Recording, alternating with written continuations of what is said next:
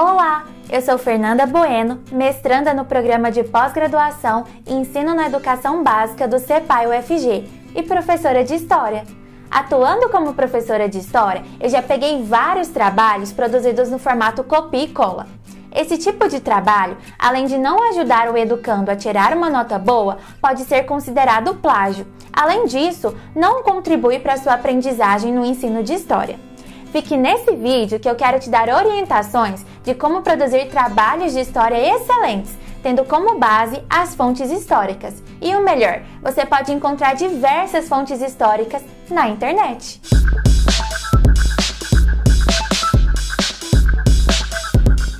No vídeo anterior, onde falamos sobre os objetivos em se estudar a disciplina de História, aprendemos que o ensino de História ele está voltado para o desenvolvimento autônomo da capacidade do estudante de se orientar no tempo, de modo a encontrar sentido nas mudanças e nas permanências, e assim pode aprender a resolver os problemas da vida prática.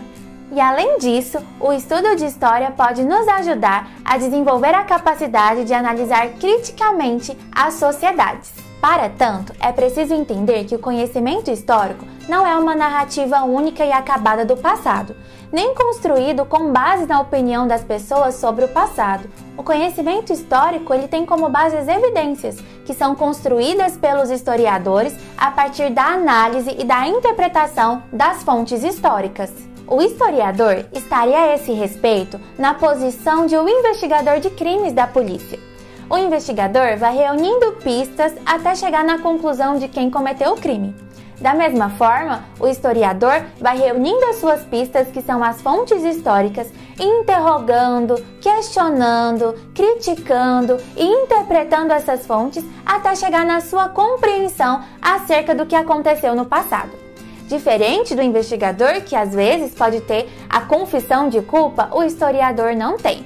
São as suas interpretações que vão construir a narrativa histórica embasada nas fontes. Uma vez que o conhecimento histórico é processual, embasado em fontes históricas, você não pode mais produzir os seus trabalhos escolares de história apenas pesquisando na internet, copiando e colando o que você encontrou no primeiro link que apareceu. Isso não é investigação histórica.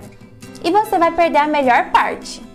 Estudar história a partir do uso de fontes diversas possibilita a você não só aprender os conteúdos e conceitos históricos, mas a desenvolver diversas competências, como a capacidade de fazer leitura, análise e crítica de fontes diversas, como mapas, imagens, gráficos, tabelas e muitos outros. Podemos acrescentar nesses exemplos de fontes fotografias, pinturas, esculturas, artefatos, testemunhos orais e muitos outros. Aí você pode se perguntar: como eu vou ter acesso a todas essas fontes se eu não sou um historiador profissional? E a resposta é muito simples. Você pode utilizar a internet para ter acesso a essas fontes diversas e assim construir um trabalho de história riquíssimo que vai impressionar o seu professor e, claro, vai te ajudar a aprender os conteúdos históricos. Nesse vídeo, eu quero te mostrar o passo a passo de como você pode encontrar as fontes históricas na internet e como você pode lidar com elas, a fim de construir o seu trabalho de história. E é muito importante ressaltar que ter acesso a essas fontes não vai te transformar num pequeno historiador, mas vai te ajudar a desenvolver um conhecimento histórico muito mais rico, sabendo que você é um estudante. Enquanto estudante, os acertos e os erros são fundamentais no processo de aprendizagem.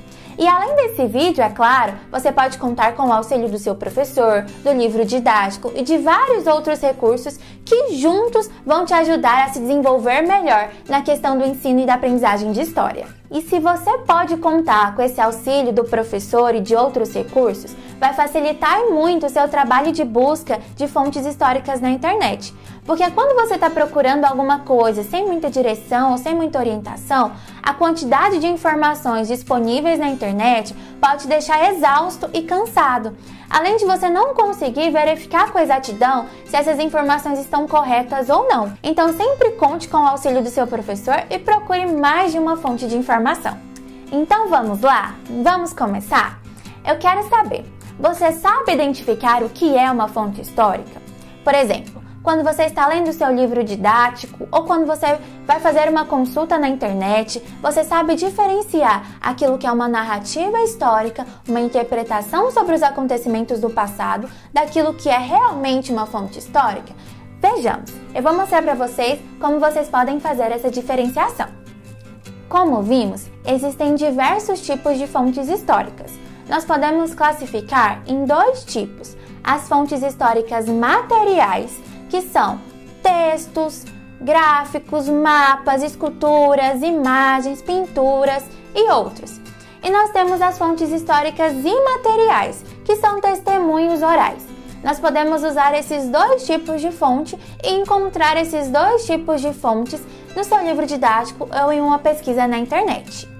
Vou te mostrar um exemplo. Considere o seu livro didático de história.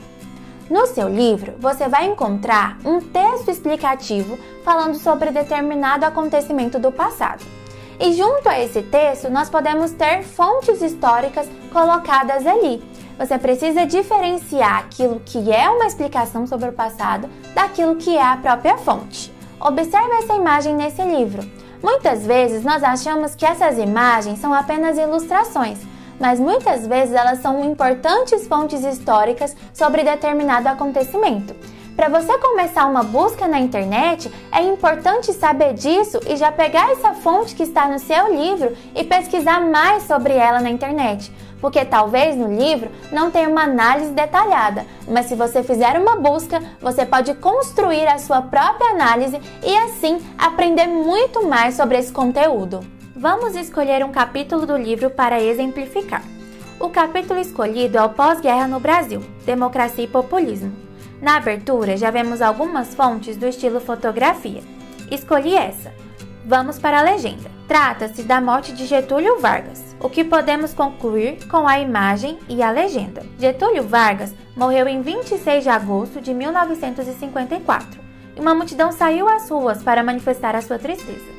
O livro que escolhi é destinado ao 9º ano do ensino fundamental. Provavelmente um aluno do 9º ano sabe quem foi Getúlio Vargas. E mesmo se a pessoa não souber, pela fonte identificará que era uma figura pública querida pelos brasileiros. Vamos pesquisar este tema na internet. Vamos colocar apenas o nome da figura histórica.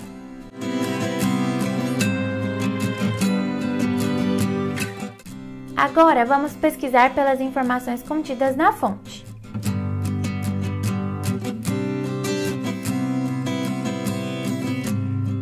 Do primeiro modo, aparecem sites gerais, que contêm apenas um texto explicativo. Do segundo modo, aparecem sites mais específicos, como a Fundação Getúlio Vargas, onde podemos encontrar mais fontes, e assim podemos orientar o nosso trabalho por meio das fontes, e não de textos explicativos. Consultando o site Fundação Getúlio Vargas, podemos encontrar outras fontes. O próprio livro também nos traria essa indicação da Carta Testamento produzida por Getúlio Vargas. Vamos investigar mais sobre ela consultando o site.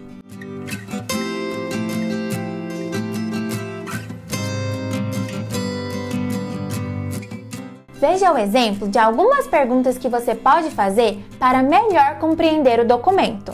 Este é o documento selecionado, Carta Testamento de Getúlio Vargas. Você pode perguntar o tipo do documento, ano de publicação da obra, autor e local de origem. Essas 4 primeiras perguntas podem nortear o seu conhecimento sobre o contexto de produção do documento. Pesquise o que estava acontecendo no momento da produção da obra e você já terá uma base para entender melhor o documento. Você também pode se lembrar das aulas do seu professor, daquilo que você estudou pelo livro, filmes, etc. Então vamos aprofundar. Descreva com riqueza de detalhes o documento.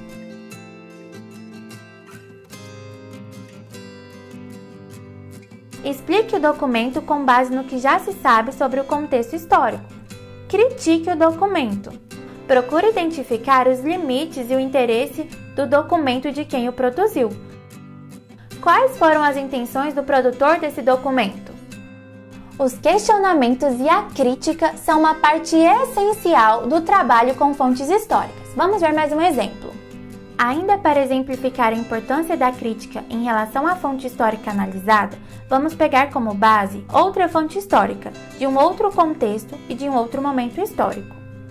Vamos pesquisar o tema da escravidão em um site de busca.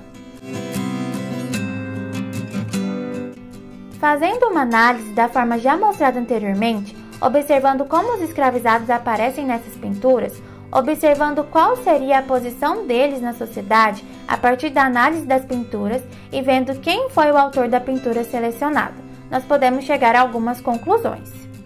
Jean-Baptiste Debré era francês e integrou a missão artística francesa que fundou no Brasil a Academia de Artes e Ofício. Em uma rápida busca na internet sobre o tema, aparecem obras canônicas sobre o período, realizadas por estrangeiros e não pelos próprios sujeitos, já que as pessoas escravizadas no Brasil não tinham acesso à escrita ou à pintura. Neste ponto, cabe a análise crítica da fonte. Assim, podemos observar que o autor da fonte em questão vai imprimir o seu próprio olhar na obra analisada.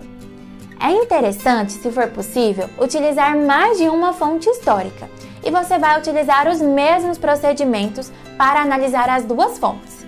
Ao final, compare as intenções e interesses dos produtores dessas fontes e o conteúdo encontrado. E a partir dessa comparação, você vai ser capaz de construir a sua narrativa histórica embasada em fontes diversas sobre o mesmo acontecimento. Vamos observar voltando ao exemplo da Carta Testamento de Getúlio Vargas. Outras fontes que poderiam ser destacadas em relação a Vargas são os jornais da época que divulgaram sua morte. Alguns jornais sempre foram oposição política a Vargas. Outros já eram favoráveis. Ambos tiveram que noticiar o mesmo acontecimento. Seria possível perceber as intenções diversas ou não de quem produziu essas fontes? Compare os dois resultados e então faça a sua própria narrativa histórica e construa um trabalho riquíssimo em informações importantíssimas acerca do conhecimento histórico. E esse procedimento pode ser usado dentro de qualquer tema dentro da disciplina de História. E agora que você já sabe de tudo isso, o que você vai fazer? Pegar todas essas informações e simplesmente escrever numa folha e entregar para o seu professor? Se você quiser, pode, mas eu posso te ensinar um jeito mais interessante de fazer os seus trabalhos escolares de história. Que tal aprender a utilizar slides interativos produzidos a partir do site Canva e também a produzir um vídeo utilizando o PowerPoint? Você quer aprender sobre isso? Se você quiser, assistir o meu próximo vídeo. No terceiro vídeo dessa série, eu vou te dar orientações de como produzir trabalhos escolares excelentes, com base no uso do site Canva e do PowerPoint. Eu te espero lá. Espero que você tenha aproveitado esse vídeo. Um beijo, bons estudos e eu quero ver todas as suas notas 10.